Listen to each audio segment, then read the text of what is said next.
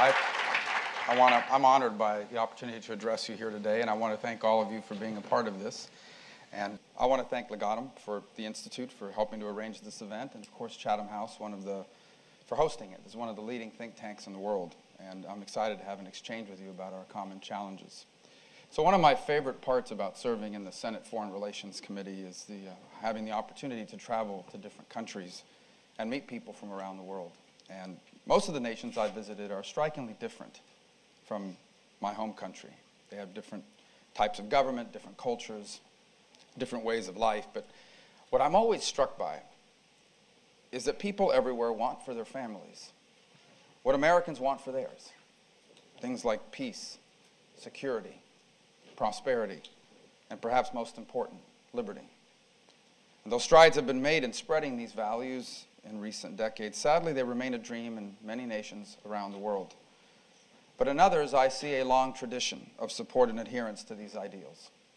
The United Kingdom is one such country. And although our two nations may differ in some important regards, the partnership we've enjoyed has not developed by accident. It is developed due to our shared set of values and goals. I recently read about a Sunday morning service that Winston Churchill and President Roosevelt attended together aboard a British warship in 1941. Churchill was moved by the fundamental similarities between Americans and Britons. He said that among the Americans he observed, quote, the same language, the same hymns, and more or less the same ideals, unquote.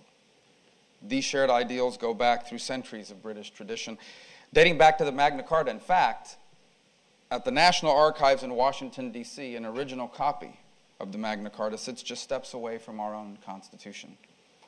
Americans and Britons have stood side by side for the last century because of our shared convictions that have united us around a common cause. And that cause is the defense of liberty and the spread of freedom around the world. Now, the partnership we've shared has been one of extraordinary consequence. It has liberated nations. It has relieved the suffering of millions. It has sparked the spread of liberty to new regions. No partnership in history has seen such influence. Certainly not such beneficial influence. The partnership is what brings me here today.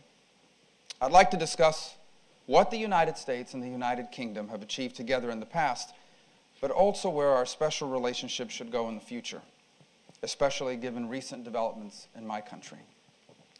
Our achievements in the past were marked by our partnership's unique beginning. The colonies that would later become America were, of course, born largely out of the enterprise of the British. Despite these roots, we fought 2 wars against the Crown in a span of 40 years. But eventually, the animosity of our forebears grew into friendship. It quickly became clear to our respective countrymen, particularly as they entered the 20th century, that the fates of our nation were tied to the defense of liberty, and that standing together to defend this liberty was not only strategically important, but also morally prudent. Over the last century, our people stood together on multiple occasions to oppose the advancement of evil, perhaps most famously on the beaches of Normandy. In doing so, we protected not just ourselves, but the very survival of liberty itself. Together we served, in the famous phrase, as watchmen on the walls of world freedom.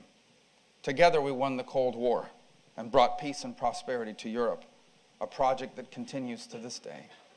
Together we drove those that plotted the attacks of September 11, 2001 from Afghanistan, and in the years that followed, toppled a murderous dictator in Iraq. Together, even as we pursued victory on the battlefield, we built schools and created opportunities that did not exist before. Together we partnered to save millions of adults and children from the affliction of AIDS through innovative partnerships such as the Global Fund. But despite all of these vitally important achievements, many have begun to wonder whether things are changing. Many on both sides of the Atlantic have begun to question the future of our partnership in an increasingly complex world. In recent years, this skepticism has come in the form of growing doubt about whether America can still be counted on to contribute to our mutual security and to uphold an international order that reflects our interests and our ideals. Many look to the dysfunction of Washington and wonder how America could ever expect to lead the world when it can't seem to get its own affairs in order. Now, Americans are indeed deeply and passionately divided on many public policy issues. And from abroad, and even from within, the current state of my country's politics often looks chaotic and uncertain. And on matters such as our nation's role around the world, Democrats and Republicans appear equally uncertain about the best path forward. There are many factors that have led to the current tenor of debate in the United States. Americans are emerging from the most dramatic economic crisis in a generation, and many feel financially insecure. As the cost of living continues to rise, some feel trapped in jobs that do not pay enough to maintain a middle-class life. Many others feel that the cornerstone of what we call the American dream, the knowledge that your children will have the opportunity to achieve their dreams and live a better life than your own, many fear that this may be slipping out of reach. In the midst of this domestic economic insecurity, our people, like many of yours as well, are also weary from decades of global engagement. Many have lost loved ones in Afghanistan and Iraq and watch as those nations suffer setbacks. And they wonder if those sacrifices have been worth it. We send billions of dollars in aid to people around the world. And in turn, we watch as they celebrate our tragedies and burn our flag. And we mourn the murder of 4 of our diplomats in Benghazi, the very city in which we intervened to prevent mass murder. While we face all these challenges, our federal government is in the grip of gridlock, seemingly unwilling and unable to move forward to solve the problems before us. And so in the face of all these struggles that I've just described, I understand why so many at home and around the world fear that America's best days lie in her past. And yet I'm here to assure you that while the road before us will be long and difficult, our finest hour as a nation and as an alliance is yet to come. And I'm optimistic because my country, like yours, it's more than just a government. Both of our peoples express their differences loudly and passionately because they live in free societies. And political conflict is not the only product of our individual liberty. From this freedom also emerge movements that empower, ideas that inspire, and innovations that change the world. We've had debates about looming American decline for more than 6 decades. During the Cold War, some thought the Soviet Union was destined to be the preeminent global power. In the 1980s, it was Japan. Now we hear the same about China. This has led to declinist predictions about not just the United States, by the way, but also Europe, or even more broadly, our system of democratic capitalism. Many question whether industrialized democracies are past their primes. We hear a lot of the rise of the so-called BRICS, or the supposed success of managed capitalism, and wonder whether our system is too messy and dysfunctional to continue to create opportunity and spread prosperity for our people. But to paraphrase the American writer Mark Twain, reports of our demise are greatly exaggerated.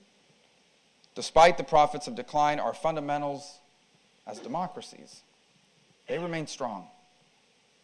You see our strength in the way the rise of prosperity across the globe is creating demand for the innovations of our people.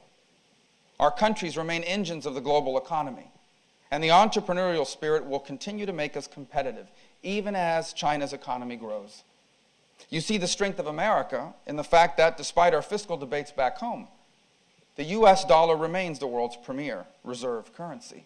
And despite those in China who talk about a de-Americanized world, foreign investors know that America is still the safest financial bet. Those in the United Kingdom understand that as well, given that Britain remains our largest foreign investor. You see it in the innovations that have recently transformed America into the world's greatest producer of oil and natural gas, creating new hubs of regional prosperity along the way. The United States is on track to becoming the world's largest oil producer by the year 2016, and an energy-sufficient nation by the year 2035. As Europe begins to explore its own shale gas revolution, there is potential for similar developments here as well. You see the strength of our nations and the resilience and might of our militaries. Despite the budget cuts that have been imposed in America, we respond more swiftly and effectively to crisis than any other nation, as we have witnessed recently in the Philippines. When problems arise that require global attention, we do not circle the wagons and take cover. We roll up our sleeves and we get to work to find solutions. And when necessary, our brave men and women in uniform, they remain willing to sacrifice their safety and even their lives for the cause of freedom and liberty. So given all this, you may ask yourself, if neither America nor Britain are fading from the scene anytime soon, what does this mean for the world? What is the agenda for our work together in the years to come? Some may question, given that Europe is largely free and at peace, whether there is more we need to do together at all. But work will always remain for the cause of freedom. We need to be clear-eyed and realistic about the threats we face as an alliance, threats that in some ways are just as profound as those of the last century. We are witnessing an attack on our shared values. Rivals question whether our economies and our systems of government remain viable in this competitive world. We still confront a serious challenge from radical Islam and its tool of global terror. We face continued instability in the Middle East and Asia, as well as increasing uncertainty in the Middle East and Africa, as well as increasing uncertainty in Asia. And to meet these challenges, we need to first build on the success of our Transatlantic alliance. We should continue adapting NATO to meet new threats from rogue states and jihadists.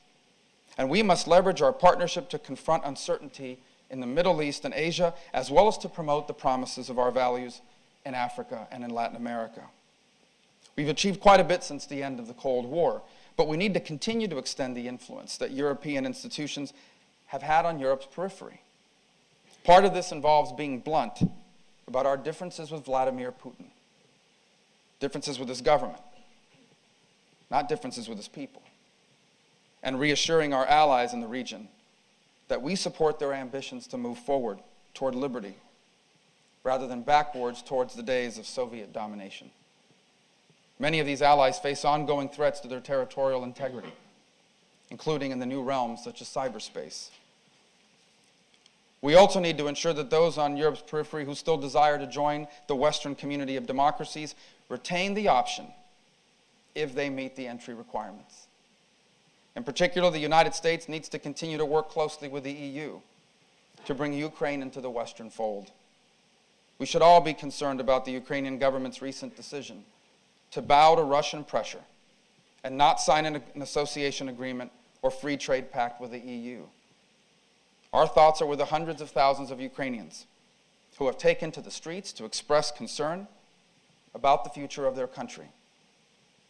I share the views of the Swedish Foreign Minister, Carl Bildt, who recently said of the Ukraine that, quote, "They are not going west. I don't think they are going east. I feel they are going down," end quote. The United States needs a strong European Union that continues to be a stabilizing force on the continent, but also an effective partner on key international issues.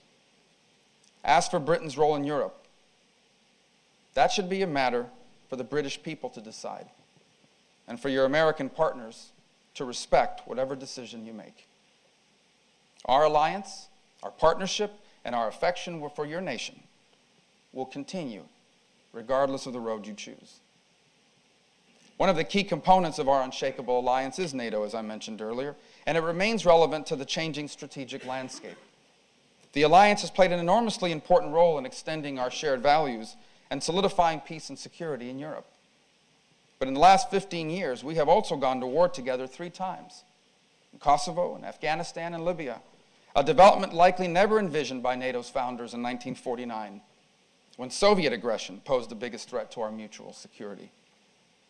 Now, not all allies look back at these operations through the same lens, but we need to recognize that these conflicts serve as illustrations of the fact that threats to our mutual security still exist, more than 2 decades after the end of the Cold War.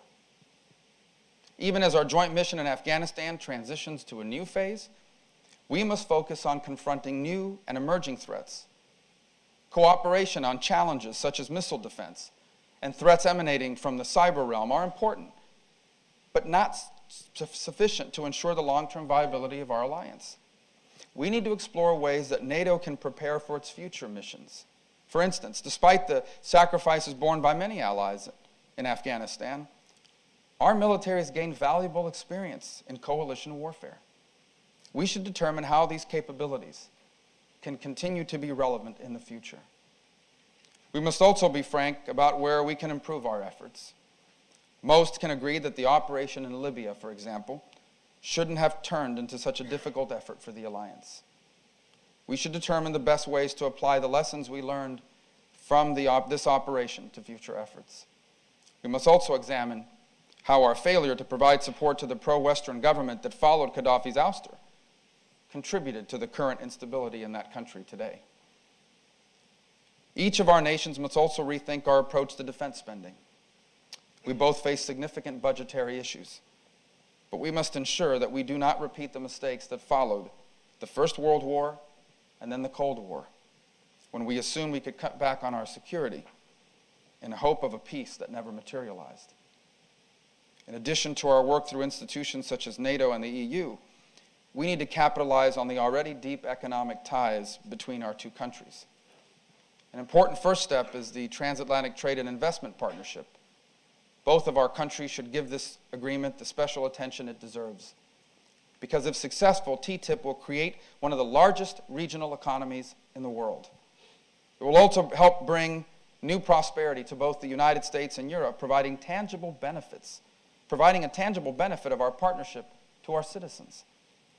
Even as we work on TTIP, we should redouble our efforts to reduce global trade barriers. I am hopeful that at the conference beginning in Bali today, we can overcome differences and move towards the first global trade agreement of the 21st century.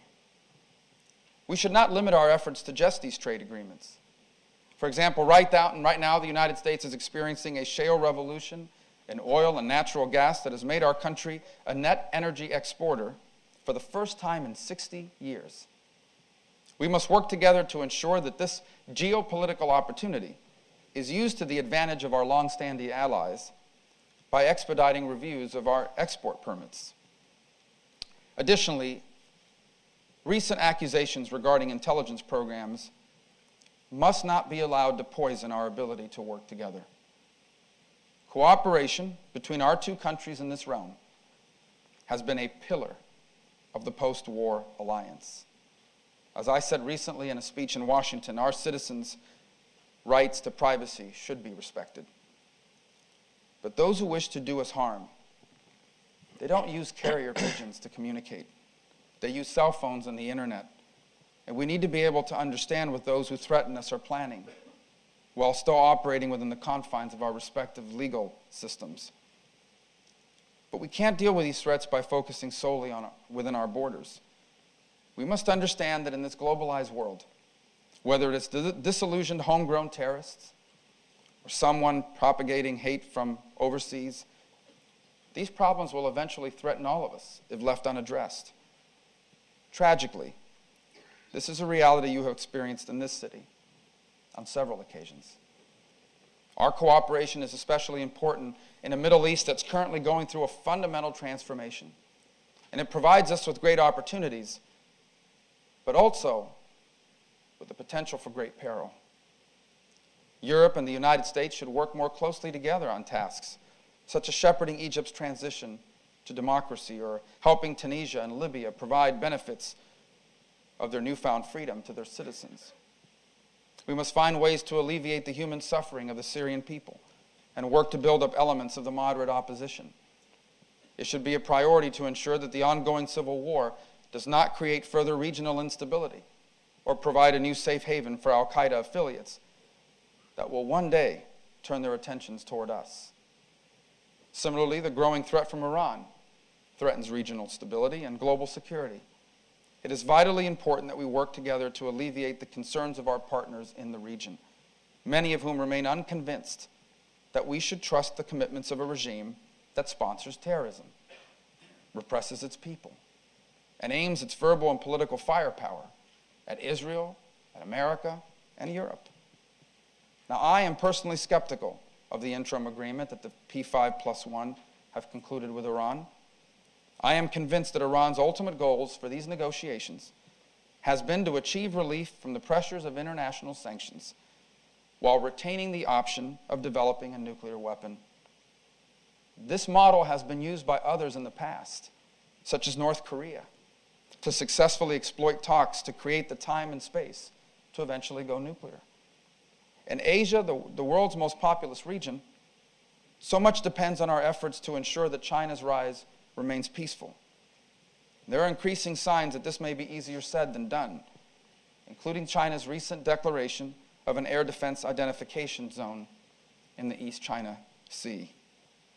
This recent action by Beijing is an example of an issue on which it would be ideal to have America and Europe in lockstep, making clear to Beijing that freedom of flight in the region should not be held hostage to political agendas. America is currently engaged, at least rhetorically, in a rebalance to Asia. Despite this, a renewed U.S. focus on this strategically vital region cannot and should not and does not have to come at the expense of our transatlantic commitments. Given the values that we share and our history of facing new challenges together, I believe there is little we can do effectively in Asia without Britain and our European allies by our side. After all, your future will be just as dependent on what happens in that region as ours will be. In Asia and beyond, we must continue our cooperation in speaking out on behalf of those who cannot. Both of our nations have long histories as supporters and defenders of human rights. Margaret Thatcher was a voice for those in the Soviet Union who were repressed by the Kremlin. She noted that we in the West should not only be concerned about such actions as a humanitarian issue, but also as a global security issue.